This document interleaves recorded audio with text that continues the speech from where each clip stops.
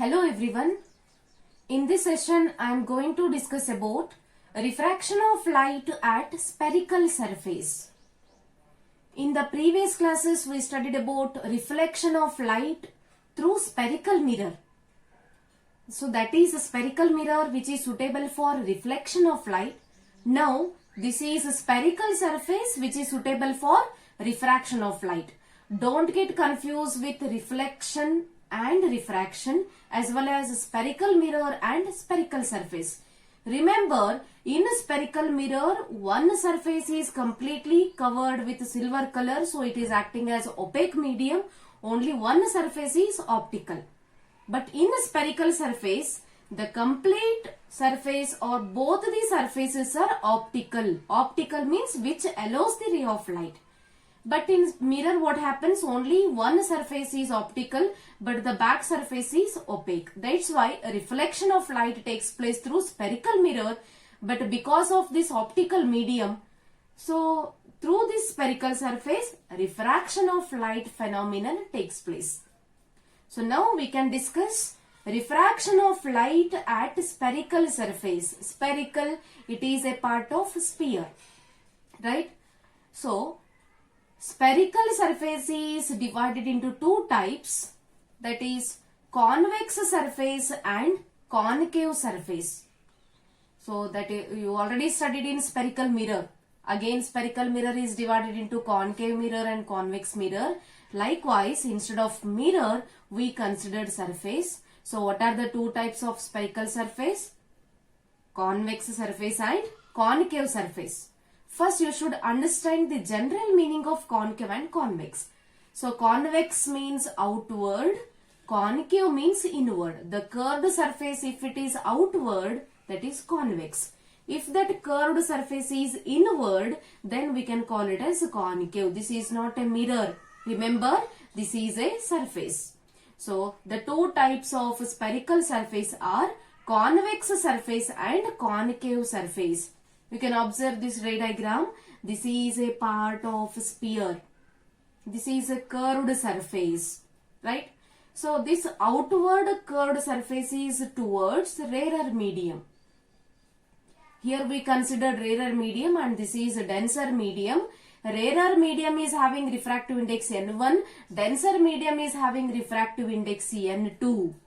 And we already know about P, R and C. P indicates pole, R indicates radius of curvature and C indicates center of curvature. These terms we already discussed in reflection of light. The same terms repeated here, but only the difference is we considered surface instead of mirror because this is refraction of light. See here, this is convex surface. Convex means outward. So this outward curved surface is towards which medium? Towards rarer medium. If this outward surface is towards rarer medium, then we can call it as convex. If you can observe the second diagram, here it is inward surface is towards rarer. If inward surface is towards rarer, then it is concave. If outward surface is towards rarer, then it is convex. Right? So how to define convex surface? Convex spherical refracting surface is a spherical surface which is convex towards rarer medium, and it is convex towards rarer medium. Convex means outward. It is curved surface is outward. Outward towards which medium? Rarer. So this is convex spherical refracting surface. And the second one is concave surface. So concave spherical refracting surface is a spherical surface which is concave towards rarer medium. The inward curved surface is towards rarer medium. So this is called concave surface. And this straight line, horizontal line you can observe in both the diagram. This straight line we can call it as principal axis. So what is principal axis? The straight line which joins pole and center of curvature. The straight line which joins P and C we can call it as principal axis. P indicates pole, Pole is the center of spherical surface. Instead of mirror, now we can say that surface. Pole is center of spherical surface. C is center of curvature. How to define center of curvature? It is the center of the sphere of which spherical surface is a part. Then similarly, how to define a radius of curvature? The distance between pole and center of curvature. So rarer and denser medium, we already studied about these terms. Rarer is having low density, denser is having high density. N1 and N2, these term indicates refractive indices. Refractive index of rarer and N2 is refractive index of denser medium. So these are the two types of spherical surface. In the figure, P indicates pole, C indicates center of curvature and R indicates radius of curvature. These are the two important terms which are related to refraction of light through spherical surface. See here, in the next session, I am going to derive refraction of light through convex spherical surface. To understand that equation, we should know these two important terms. That is real object and virtual object. These are the very important terms to understand the next derivation. Right? So the first term is real object. So what is real object? You can observe the definition here. When a diverging beam of light incident on any spherical refracting surface, the point where the rays drawn backwards meet is considered as real object. See here, observe the diagram. I am going to consider convex spherical surface. So what is convex spherical surface? The spherical surface which is convex towards rarer medium. This outward curved surface, if it is towards rarer, then we can call it as convex spherical surface.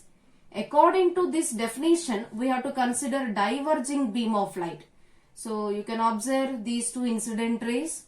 These are not converging. These are diverging beam of light. They are scattered here. When these diverging beam of light incident on convex surface, then what happens? The point where the rays drawn backwards meet. It means we don't know where is the object, but we are getting only the light radiation from the object. Now how to find where is the object? Only the solution is when we are extending these incident rays in backward direction. If I am going to extend these two radiation in backward direction, somewhere these two radiations will be converging at this point, right? So now here from this point we will get the real object. So what is real object here? When a diverging beam of light incident on spherical refracting surface, then the point where the rays drawn backwards meet is considered as real object. Now let us draw these incident rays in the backward direction to get the real object. I extended this diverging beam of light in backward direction. When we extended these two light radiation, they are going to meet at the point O. Now this is called real object, right? So from this object, we can get diverging beam of light. Easily we can get the real object. So what is real object? When diverging beam of light incident on spherical surface, refraction of light takes place.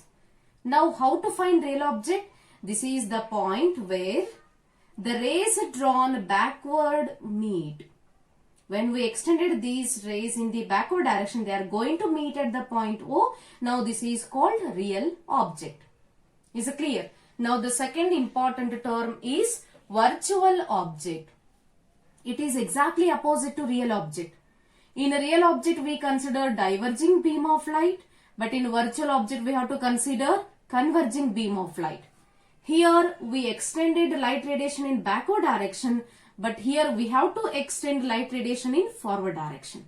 Yes, observe the definition here. When converging beam of light incident on a spherical surface, the point where the rays drawn forward meet is considered as virtual object. Virtual means which is not real. It is just your assumption or apparent. Now again I am going to consider convex surface.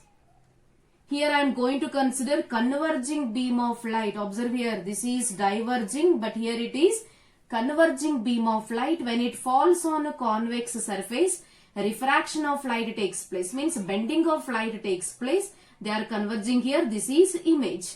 But where is the object? Object should be somewhere here, but it is invisible. Then how to find the virtual object? Real object is invisible for the person.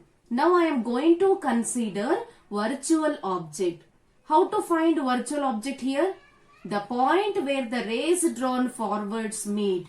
It means when we are extending these two incident rays in the forward direction, they are going to meet at a point, and that point we can consider as virtual object. Now observe here, I want to extend these two incident rays in forward direction. Now observe the point O dash. Just we extended incident rays, converging beam of light in forward direction. It meets at a point. Now this point is considered as virtual object. Remember, it is not real. Real object is somewhere here, but it is invisible. For that reason, I am going to consider virtual object. This is O dash. So what is real object? When diverging beam of light incident on surface, refraction of light takes place. When we extended these incident rays in backward direction, it meets at a point, it is real. So we can call it as real object. Then what is virtual object? When converging beam of light falls on spherical surface, the point where the rays drawn in forward direction, it meet at a point.